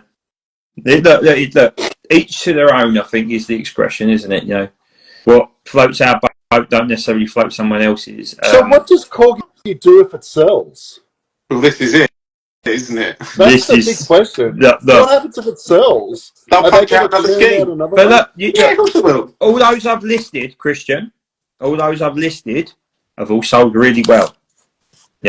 Again, the Tornado is a way higher level of ineptness, but I don't know, because the more that they churn out, the more the word's going to get around that it's mind you, on Facebook, myself and one or two others seem to go on Facebook every 5 minutes. Somebody said, "I've got this great Tornado," and Jay said, if you all know, Jay, who does wonderful Code 3s, piped up on one Facebook post and said, "Oh, look, I'm not going to go through the issues with it again, but the paint's nice." It was just like... He's right. He's right, yeah. It's just, I see Jason was one of the first people to get one and put it on there. He had a dodgy... I think he had a broken aerial, and everyone was like, "Oh, hold on, I think we've got a stinker here." It was interesting because initially I think everyone was really, really, really excited about the tooling. I was. And actually, at the pre-pro stage, dare I say, there wasn't masses of critique around it. It's only once it's broke cover that everyone's gone, "Oh shit, we have something on our hands here. This isn't what we wanted." I didn't pick it up straight. I was told. This is the thing. The whole episode on Model Hangar 3 was intriguing, to say the least, because I was posting photos, and it was almost like people didn't want to listen or look because they were saying the photos could be wrong, they could be, and I'm just going, look at, like the reaction on the forum was intriguing, and we were misled a bit because one of the lads piped up and said, well, the length of it is 1:48, and we now know the reason why that is, but it's the whole thing has been rather odd, and you want to be careful because people have spent 170 quid on a model that they adore, and then somebody like me comes along and puts a big shit on it, so just ruins it for them. And in that respect, I feel bad about it, but at the same time, I think collectors should know what they're getting for £170. And that's why I was told in the first place. I was told because the DAF 7 lads, just felt that it was not right, that people didn't understand how bad the model was, and they were forking out £170 for it. That's why they did it. I do agree. Just to go back to your comment, Mark, with the sales of the Tornado, you've got to also think about who it sells to, and Corgi make it, I approached Corgi ages and ages ago about trying to get stuff direct from them, and they have rules on how much you have to buy X amount from them every month, and you have to sell X amount every month and all that sort of thing. You've got to remember that all the suppliers and stuff, they've got to be able to buy direct from them. The wholesalers, the other retailers that are going direct to them, they've got to keep up with that. So whether it sells, whether Corgi actually making a sale to the customer who wants a model, or to a supplier who's having to buy the model, it's a totally different thing. Yeah. So they might sell out on the Tornado, yeah. But people are stuck with they're dead wood. forcing it on people. They can't do anything about it. Yeah. So. Yeah. I bet you they sell a heap at Ria. Yeah, probably. Yeah. But that'd be interesting. I bet you they sell a heap at Ria. It'd be interesting to see what the price point is as well. Whether they recognise there's an issue and whether they drop it by 20 quid or something like that. But look, I think the message is that if you want to go and get it, and go and get it. If you like it and it sits on your mantelpiece or in your cabinet and you're happy with it, none of us have any right to tell you that you're wrong. Just if you want that, go for it. It is interesting if you want to see the background around it. And please read into it and understand what isn't right. But if you want to go and buy it, go and buy it. You aren't each to their own. You just go and enjoy it and enjoy the hobby. But it's certainly created a really interesting topic of discussion, whether it be on Facebook, Instagram, of course on the forums as well. But I'm going to stop this bit here now because otherwise it will turn into a bit of a negative moment, and we don't want that, do we? Because we're all about positivity on here, with England being in a European Cup final, a European Championship final for the first time on foreign soil. So we're all happy about that, aren't we? Let's talk about. We spoke about obviously one of Corgi's main nemesis in the nemesis. I don't even know if I said that right. Nemesis, and of course that's Hobby Master. And of course they released their monthly poster with a really interesting release. I say interesting, like for me, it's not interesting at all. It's the YF-23, obviously the failed aircraft that didn't make it through the competition with the F-22, I believe. Was it the F-22? Yeah. So, gentlemen, the YF-23. I mean, the YF-23 for me does not float my boat. Pretty much like a 148 Tornado. Guys, what do you think of it? I'm looking forward to it. I think it's one of those aeroplanes that everyone's been crying out for, just because the F-22 and all the other stealth models out there. There's only two now. Hobby Master, I think, have said to somebody that they're thinking about doing some what if schemes. I'm not all about what if schemes at all. If they do some low numbers, if it makes them a bit more coin, good on them.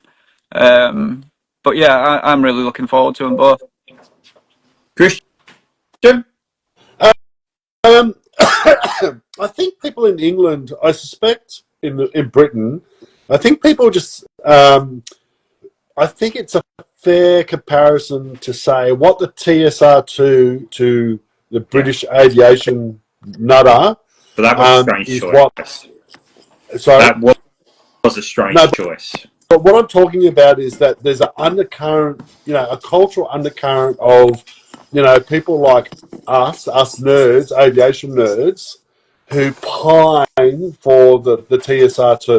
Do you know what I mean? We wanted to see in service. We want to, you know what I mean? And it was the big, what if, and we should have, ordered. That is, the YF-23 is the same in United States. Because a lot of people believe that the F-22 shouldn't have won that. The Northrop's YF-23 should have won the ATF competition, the Advanced Tactical Fighter competition, for various reasons. And so I think, and the other aircraft is obviously the Arrow for the Canadians, the Avro Arrow. So all those three aircraft have something in common, which is there is an undercurrent or a belief within aviation circles of those three countries that particular aircraft should have been in service. So I think YF-23 is the US equivalent of the Avro Arrow and the TSR2.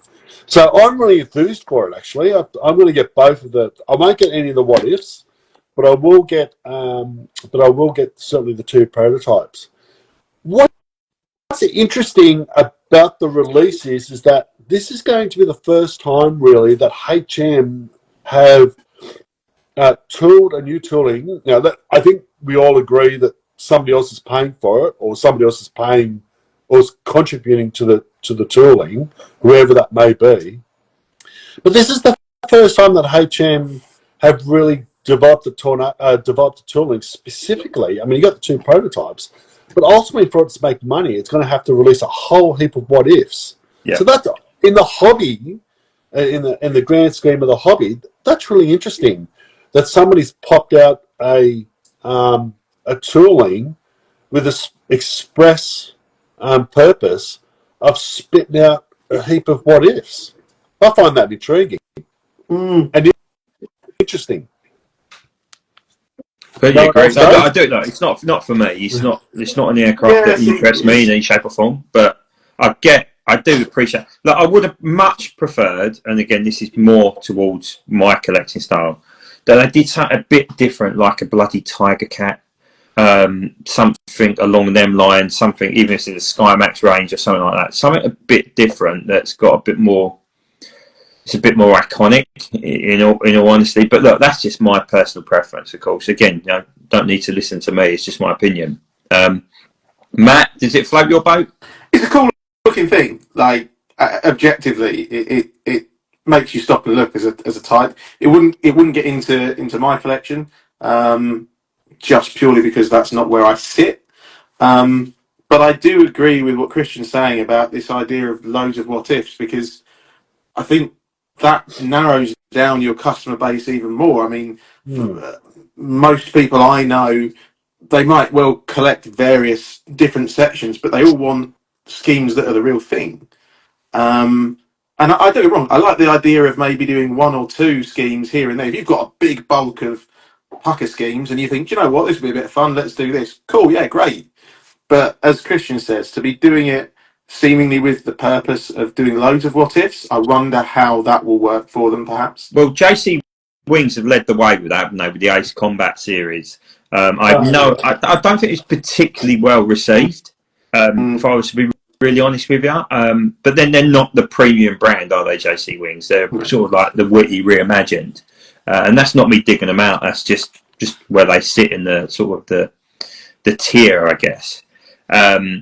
But is that aimed at, I don't know, is it going to be, are they seeing something that's coming with it being involved in the YF-23? Is it going to be an Ace Combat? Is it going to be the new Ace Combat, which is then going to be it'll sell in the States, though. You mark my words, it'll sell like hotcakes in the States. It just will. It'll be small runs as well. I think the two prototypes will be big runs because I think they've been paid for by someone else. But I can see a what if Japanese YF-23 doing really well in Japan. Yeah. they like that sort of stuff. You know what I mean? They're still they're Yeah, massive yeah. part of the hobby, Japan, Yeah, haven't they? You know, they've still got actual hobby shops in Japan that sell model planes. yeah. And Matt's 100% correct. It is one of the coolest looking airplanes ever built. Yeah, But it's not a Tiger Cat. Oh, God's sake. I, just put your I wonder if soapbox to I one wonder if side for a minute. I wonder if they're It is an already planning extraordinary a. looking aircraft, like the TSR-2 and the Aero. It looks magnificent. I wonder It's going to be a big if battle too. I wonder if HM are already planning sort of like a re-release for it. I know they've done some signature releases before, you know, where they Yeah, had pilots' signatures on stands and stuff. I wonder, you Yeah. know, Chuck Yeager, that'll fit in really nicely. Signature Chuck Yeager release. He He's dead, tested one isn't of he? them, didn't he? Yeah, but Like he I mean, I'm tested going one to of have the a bit of art. 23s. There's going to be a bit of hard work getting him to sign it. No, it's like it's just printed on the stand. They've done loads with Yeah, yeah. P51s and stuff in they're there good. They recently. really do pop as well. They really do pop. Anything else on that Hobby Master poster, the last one that floated your boat? What else have we got on there, Mark? Because I can't seem to find I it can't online. remember. Brilliant. So Hang there you go. on. If I'd done my preparation properly, I would have been able to. At this point, I would have been able to reel them off one by one. But there was nothing on there that made me sit up and take note. I think it's a lot of stuff that it's my computer's just wonderful and it's just loading up the page now. I think it's there's apart from the F5 and the Mirage 3, which are the two newest toolings, it's all. I think that Mustang, that 8th Air Force Mustang, I think is going to be popular. Yeah. It's a bit of a plain Jane one, but it's from an iconic photo. And I think What scheme is it, Christian? Is that the one that could be it's green or could be blue? It's green. It's Yeah, but 357. but it's been misconstrued as blue. Yeah, Yeah, like the Boschum. Is it Boschum? some of the photos like have, Lou have, 4, had, isn't have it? had it blue. And the butcher bird, I was quite surprised. I made a post. There's over 30 butcher bird releases now. Hasn't that tooling provided some profit for HM? Yeah. And with the mottling of this it's Hans Hahn, who's a well-known Luftwaffe pilot. Is that a yellow nose? That's going to look really cool with HM's modelling. Is that the yellow they'll look pretty nose good. hands on? The underneath of the cowl is yellow, yeah. But the scheme of that is quite cool. So, and there's an interesting MiG-29 in there too, but it's an experimental scheme. The rest is, pretty much what we're used to. Just repeat schemes of old tooling. There's another F-105F, couple of not Luftwaffe. What's the German Navy Marine Flagger? Yeah, Marine Flagger. Yeah. Yeah, oh yeah, I see them. Yeah. F-104s, which will be popular, I'm sure. And they'll look nice. announced of those two Egyptian MiG-21s. And one of them, the latest scheme, seems to be quite popular as well. Oh, and yeah, good point. Jamie's just said the 2 Sea Harriers as well. Yeah, that's a repeat announcement, though. That's the only thing. Along with the Mirage, they're repeat announcements, which HM sometimes does. Yeah.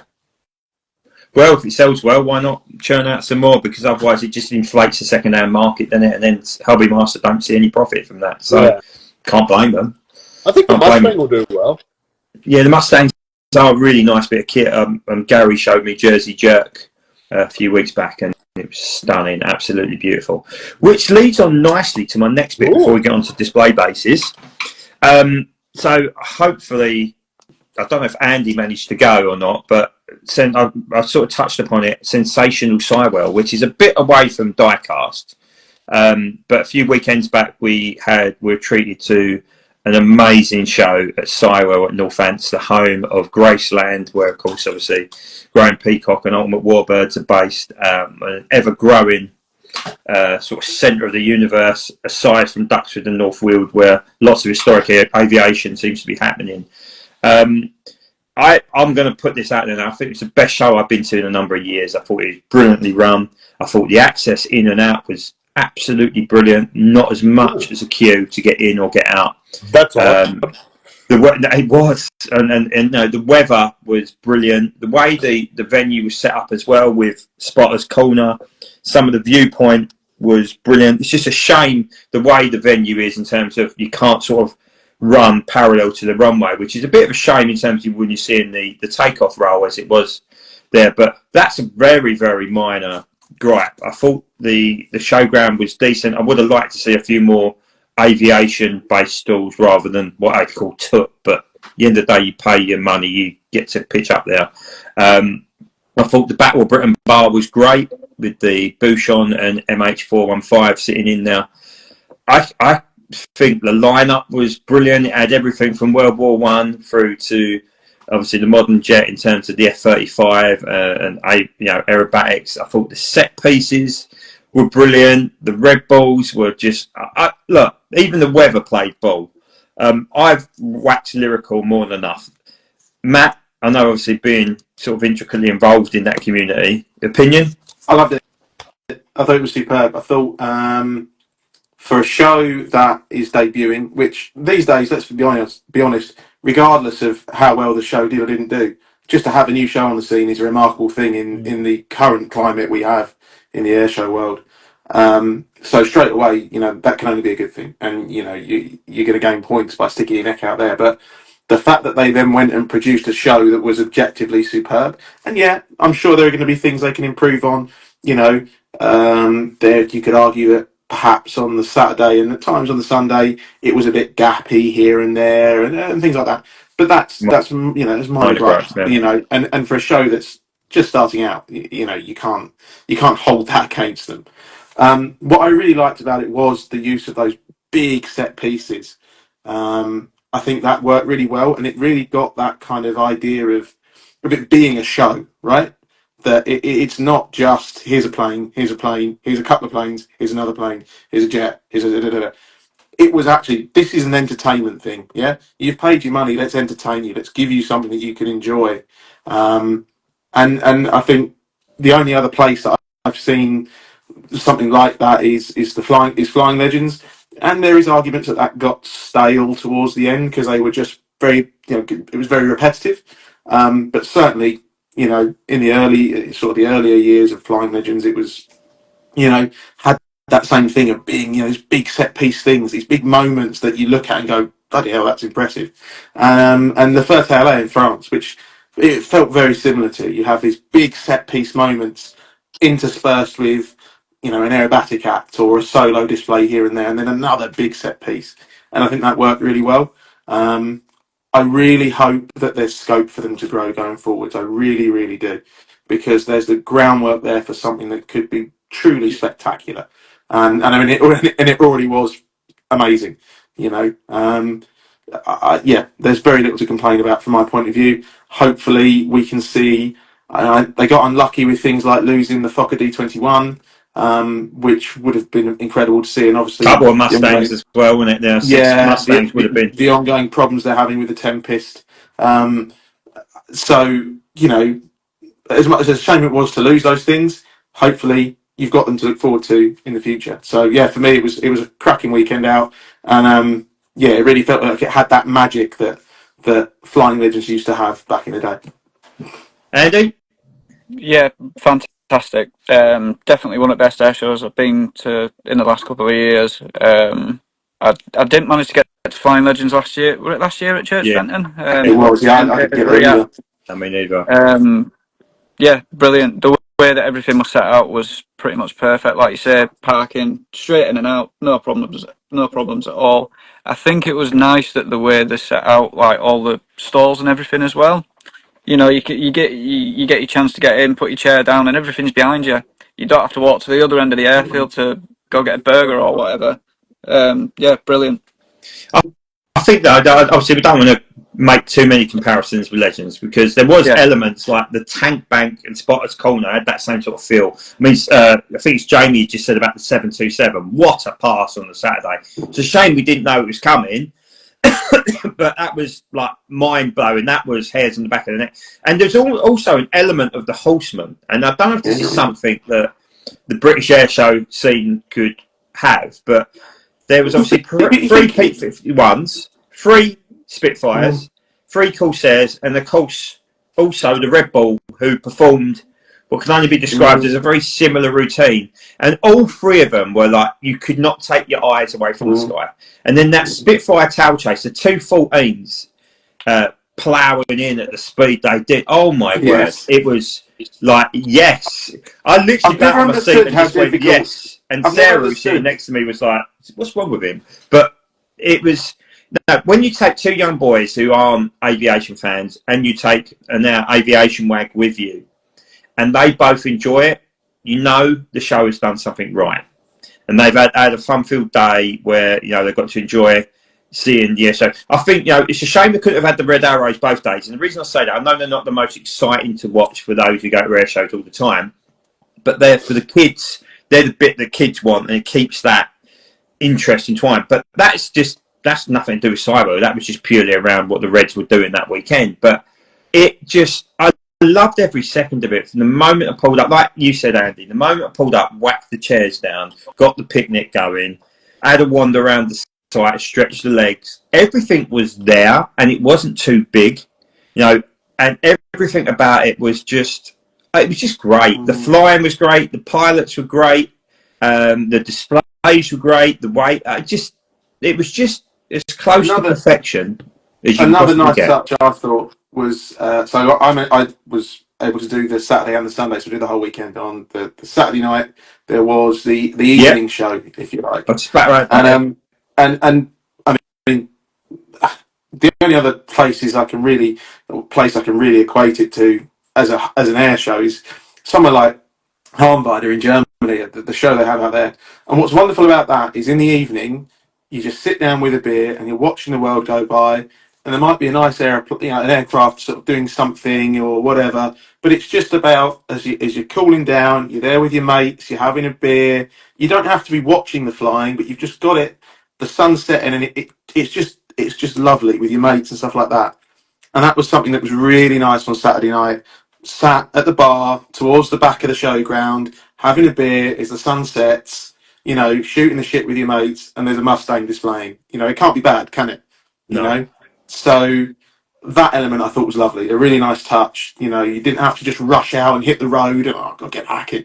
You could just chill for a bit. I thought that was really nice. Yeah, no, a long way to continue. And if Legends does come back, hopefully in its rightful place, but, you know, if there's less discussion about that, I'll get shot down on Facebook by a certain page if I mention that it should be at Duxford. Should be at Duxford. It should be at Duxford. It's a married made Make Duxford great again. Yeah. But yeah, I don't want to aggravate our Legends lovers who might shoot me down for that one. But look, you know, there's a place in the calendar for both. If anything, it would work perfect, as Shuttleworth proved by sharing some of the assets. Well done, Mr. James Butt, for getting there. So apologies, I didn't want to go. It's only because England were playing. Rafe didn't want to go and was adamant, so I couldn't go in the end. But look, brilliant show. Bring me more diecasts though, Richard. If you're organising it again next year, I'm sure he put more diecasts to keep me excited. Yeah. But amazing that Flying Tigers didn't have a stall though. I found that a bit weird, but there you go. Bear in mind they're based at Sywell Aerodrome, and they could have made an absolute killing that weekend, I think. Right, moving on to the final bit before we get into any questions and my little exclusive at the end. Display bases. So anybody on here have display bases? I know obviously Andy was churning out the hardened shelters, which I see in person today, which are absolute bangers, by the way. If you do have cold word jets, well worth getting. Has anybody got any display bases, or do you use them? And that goes out for anybody who's watching as well. Corgi are the only ones I've got. Like the actual, and that I think there's still a market for that. Actually, the diorama sets. I wish they would release another one. It drives me insane they don't. I should have bought the Corsair one today. I've already got one, but it was 45 quid at Ard with the hardened carrier. I could have made a few quid on that, to be fair. Amazing bit, and really heavy as well. I mean, Andy, have you got any? I've got a couple of things on order with Dave Martin, replacement stands. He does some really awesome, you know, custom bases. They look Oh, absolutely fantastic. He's doing me some one for the triplane, the DR1 and the Camel set. Yeah, Um, I see that in somebody's some of the booth stuff he's today, by done. the way, Andy. Yeah. Thank you, Michael Lowe, for spending me cash again. Actually, while you mention that man, I'd just like to also thank him for taking a large chunk of my bank account with him. Naughty, naughty man. And Mr. Gary Colgate for picking them up en route for me as well, which is very, very kind. So no. I Don't be just want to sorry. shout out, actually, so Not Another Train has just mentioned about using coastal kits. So one of the things I bought for my pictures on Instagram was a display base and background of a Gary coastal kits, and I'll tag him when I share the video. If you haven't checked him out, check him out. They make a massive difference if you're taking pictures for like your Instagram page and stuff like that. They're a fantastically cheap way of doing it. I mean, Dan has got a Basecraft one which they very kindly sent him, which is about 400 or 500 quid's worth, I think. It's a hanger, but he's also got the carrier deck one. They are amazing, but obviously cost a substantial amount of money, and you've got to get them shipped in from the Far East. But they do make your displays pop. They are brilliant, handmade, custom built for obviously your collection. But if you are working on budget like I am, check out Coastal Kits. They're absolutely brilliant. And also the service from Gary. So many years ago when I set up this page, when it was a corgi Diecast aviation page, before we made the change to DWC, Gary kindly sent me about 10 display bases, because I'd won a competition which on his page for it was actually a Africa Corps one. But they just make your collection look outstanding, so do check them out. They're not the sort of thing you could do, you deck the entire collection out, it would cost you a fortune, but if you are, like I said, taking pictures, same with what Andy has the, I don't know if you've got any of the hardened shelters left, Andy, on Lofties. I'm pretty sure I can still get them, yeah. So if you do want a hardened shelter, a Cold War one, about, I don't know how much you sell them for. How much you sell them for? I don't want to undersell it for you. 50 odd quid, I think. 50 odd quid, there you go. Like that. I nearly said 10 of them, but that would have put him in right shit. But no, well worth getting. And again, talking about making the displays pop. But just, I wanted to say a bit of a thank you really to Garrett Coastal Kits, because Numpty here a couple of months back ordered a separate background and base, and the base weren't the same length. And I just said to him, "What ones do you sell?" And he just sent me one. I didn't ask for it. I didn't go, right, I'll shout you out on a video or something like that. He just sent it through to me without even saying, "Oh, you spent enough money with Mark, don't worry about it." And that's lovely, and they're the good guys in this industry. So please support out another business alongside obviously Andy at Lofties, and make sure you give them some love along the way, because they've all got bills to pay, but they also enhance our collections massively. But I do think, like Christian said, I think there's a home for dioramas still. Because Hobby mastered him for a while. Obviously, Dragon Wings did them with their fighters. With they started with plimps and then went to like a display base. I just think it just adds something very, very different and just gives it a bit more realness, I suppose.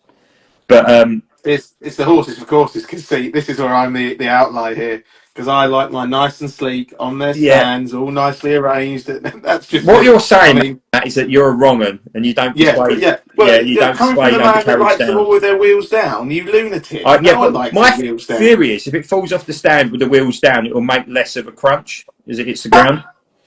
I don't know if there's any logic to that. None. Just in my mind, there is. It just break the wheels as well. But Yeah, no, no, that I can appreciate that. They do look cool, and if you get a nice set, they do look nice.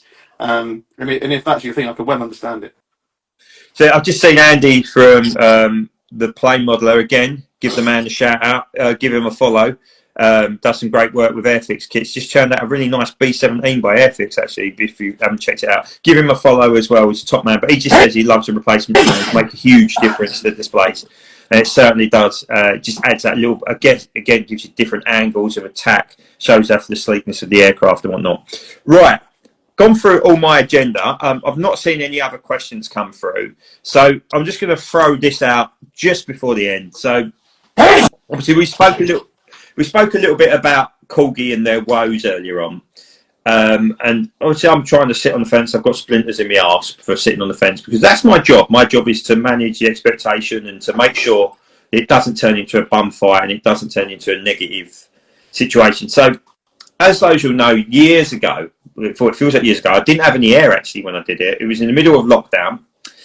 Michael Clegg from Corgi very kindly come on and did a live with me in the infancy of Instagram Live. It was 1 hour and it would cut off and then you'd have to do it again. So I spoke to Michael a couple of days ago. He checked in. He's always, checking in how I am and vice versa. And I've been pestering him for a number of, I'll say years actually. And we've never had the opportunity to do this. So I can exclusively reveal on this episode 6. On episode 8, on the 4th of September, on a Wednesday, the first Wednesday in September, Michael will be joining me for Wings Monthly episode 8 to do a lengthy Q&A dedicated entirely to Corgi. So I'm going to have a little bit of work to do on this. So it's good that I've got Mr. Model Hanger Free himself sitting in the right corner there, who will be hopefully leading the charge for me on the Model Hanger Free. And of course, I'll put questions up on Instagram in the weeks leading up to it. I'll put questions on Facebook. I'll do a little video for YouTube. I'll put it across all avenues so we get a vast spread of different people from the most experienced in the hobby to the newbies who might only have one model in their collection. I want a whole sort of spread. What I will do, and I'll put this out there now, is I will send the questions to Michael beforehand. Hopefully David, who is Corgi head of marketing, I think he is now on the MH3, or he was HOB, but head out. He's just become a dad, so congratulations, David. I'm sure you're probably ripping your hair out now and struggling for all sorts of sleep and spending all of your Corgi wages on prams and all sorts of baby utilities. Hopefully David will be on as well, but I can't confirm if that's the case yet. Obviously, he's got bigger things to worry about at home, and rightly so, because home life should always take precedent. So Michael will be joining me. I will, like I said, give him all the questions beforehand, because there will be stuff he will be able to answer honestly and openly, and there will be questions that he probably won't be able to answer. So, for example, if we said to him, do you think the Tornado is a heap of you-know-what? Michael will probably not be able to answer that, because he's got a business to protect and he's also got a job to protect as well. So I just want to put that out there. So I will give him that as well, and it gives him a bit of time to prepare some answers. Hopefully he'll give us some sort of minimal exclusive at some point. We will be on around about the same time that the last third catalogue, or the catalogue 3 for 2024, will be released, so we can talk in depth about some of those. But I think it's really good. It's really good for the page. It's really good for the hobby. And as was touched upon in some of the comments earlier on, that we talk about how Hobby Master react to critique much more quicker than Corgi do. Be interesting to see whether that builds some bridges between us and the hobby. It's all good. What I would ask of you guys, if we want our questions answered, try and phrase them in a way that doesn't put Michael's job at risk, and also doesn't make him feel incredibly uncomfortable that he can't do this again, because I want this to be a really balanced affair that, I'm sure he'll agree that some stuff isn't right, but he might also be in a position to say why it isn't right and what they're doing going forward. So it's a great opportunity for us to get our voices heard, and hopefully a fun and informative filled couple of hours as well. So watch this space. Please if you've got any questions, just ping me a message through Instagram, ping me a message through the DWC Facebook page, YouTube, or even on my phone and WhatsApp if it's easier, Matt. You're more than welcome to do that, and I will collate every question I can possibly answer, and hopefully we can get some really detailed information from Michael, what Corgi are planning to do going into the future and beyond. But I'm really excited to be doing it. Hopefully you're excited to watch that as well. I think that concludes tonight's episode 6. Predictions. Are we doing predictions? This is a prediction. What predictions? What for next week for Riyadh? No, predictions at the end of this show. Don't we do predictions? You can have a prediction if you like. I will. I'm going to make England 2-1. I like predictions. I just want to read out two things. Cole provided these after sending a message to Corgi about the Tonka. And I just want to read two things. This is from Corgi, and I quote, "Our design team is revisiting, as indeed it always does, post-release for all Corgi models, the specifications and measurements to ensure the model reflects delivery, detail, and scale, as well as the overlook and feel of the GR4. And the other quote that I want to say is, and we will reconsider future production of this model accordingly in the event of any major issues." I'm predicting they're retooling the Tornado. That's good. And I think that's right. Andy, any predictions? I just want them to get something right. I don't know. I'm really not sure. I mean, I've got a list as long as my arm of stuff that I want to see. I don't know. I can't predict anything at the minute, to be honest. But I'll tell you what you can predict. One thing we spoke about in the practice, and I've got it right in front of me. You spoke about the spares and the packaging. Do you want to just briefly go over that? Yeah. So, I get messages all the time for spares for Corgi. The amount of times I've approached Corgi for spares and nothing. I remember the last time I actually got anything from Corgi. I think it was an ME109 aerial that I'd asked for, and they sent me a Harrier pitot tube. And I can never get anything off them ever. Now, I contacted Michael Clegg a while back about spares, and I even said, would it be possible for me to just buy, a quantity for each release, and I'll deal with them. And all I got was, yeah, it needs sorting out. I really don't know. I don't know what's going on. It just, there's people that have said to me that Corgi have said that they're not even allowed into the room to get spares. I really don't know what's going on. Question I ask Michael when he comes on. Yeah, well, that's one of the questions we can ask. He's certainly there for the taking.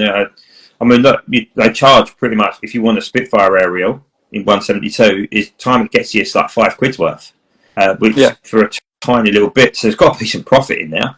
I mean, it's a very interesting. I know some people get the way I look at it, and this is just me in general. If it's a new release, I think people should be entitled to spares or a replacement model. I think in general, I think Corgi encourage you to send it back and get a replacement model.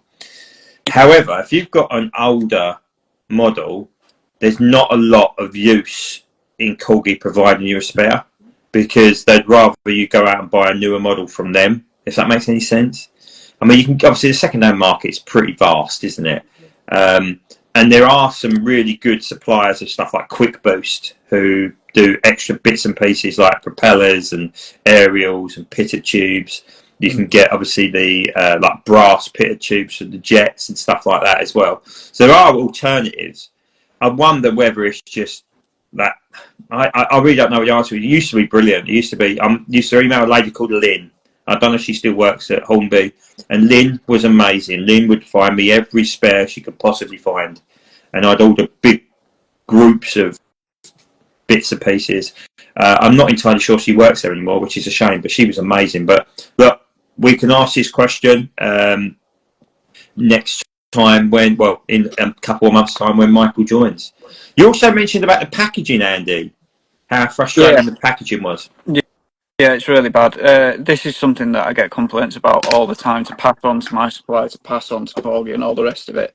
The vac form packaging is just ridiculous. The main example for me is the Vulcan and the Lancaster. They've gotten rid of the polystyrene, replaced it with this crappy vac form stuff, and particularly the Vulcan, when people are taking them out, it's taking off the leading edge. It's just pulling it straight off, breaking the model. Most of them are too tight. I mean, I've got the last Albatross. I can't get it out at all. I'm going to cut it out and make something myself. Same with the P38. There were no end of complaints about the P38 packaging being too tight. And now they just send, I don't know if you've seen it, they just send a little card that I don't know exactly what it says, but it pretty much just says be careful when removing. It's no good. I understand it, saving the cash and all that, but they need to do something about it. Just invest a little bit more. I'd rather pay more. If I'm going to be paying 250 quid for a Vulcan, I want to know that I can get it out of the packaging without it breaking or scratching the Without steering breaking. wheel. Yeah, that needs sorting And out. the Oh, undercarriage, that drives me mental. Yeah. Undercarriage on the Lightning and the ME110 in particular are Yeah. absolute buggers to get out. But just something you added, Andy. You asked for an extra aerial for an ME109, and it's one I didn't put on my list before. Of course, the Greek ME109 had the extra aerial, didn't it? So I don't know if you're trying to ram 3 on there, making it look like a flying TV mast or something, but. That was another Dragon one. used to add an extra aerial with every single model they released. That's Hobby Master do that with the And Hobby Spitfires. Master do it too. Yeah, I don't understand. I think that's I don't a brilliant understand. idea and a brilliant suggestion because it costs pennies, and That's right. actually, it will help fuel the rest of your collection as well. So, Matt, anything you want to add before the end? Any predictions? I mean, I pick up on what Andy said about the packaging. It's, as I said when we were talking beforehand, it happened to me with my Hawker Heart. You're trying your best to get it out, and you go to pull it, and the top wing comes off. And brilliant, great, it's fantastic. I find it absolutely maddening that Oxford managed to make such a wonderful box and packaging for their blue box range, which is as good a quality as corgi, if not better in some cases, and half the price. And yet the packaging is spot on. If they can do it, I'm damn sure corgi can. Let's face it, that packaging hasn't changed since I was 6, 7 years old buying my first Constellation, and now I'm 32, and it's still the same thing. I don't understand how someone at some point hasn't looked at that and gone, do you know what, let's have a rethink. That is definitely something they should look at, I think. The only prediction I've got next week, I'm convinced it's the 148 Buccaneer that's going to be coming out. You're big on this. I love the Buccaneer. It's just an aircraft. My dad was around, obviously, during his service days. It's a chunky old beast. It's a big old bugger. Hopefully they don't make that too fat. But I think that will launch next week at RIAT. I also think we might see something else. I don't know what, but I get the feeling. Obviously, the Hornets might break cover, but it feels like a bit of a weird place at RIAT to break cover. Maybe the Ducks of Battle of Britain air show in September would make more sense. I think there might be something else there, but I don't know what. I mean, it's just purely a guess. I hope that next week that corgi comes out all guns blazing and makes a bit of a dent back in the positive side of PR. We're doing something really, really good. I don't know what that might be. I'm guessing there's been some work behind the scenes in terms of restructuring and stuff like that. So maybe we'll see something a bit more flamboyant and a bit more sort of, come on, let's sort this out and get back on track.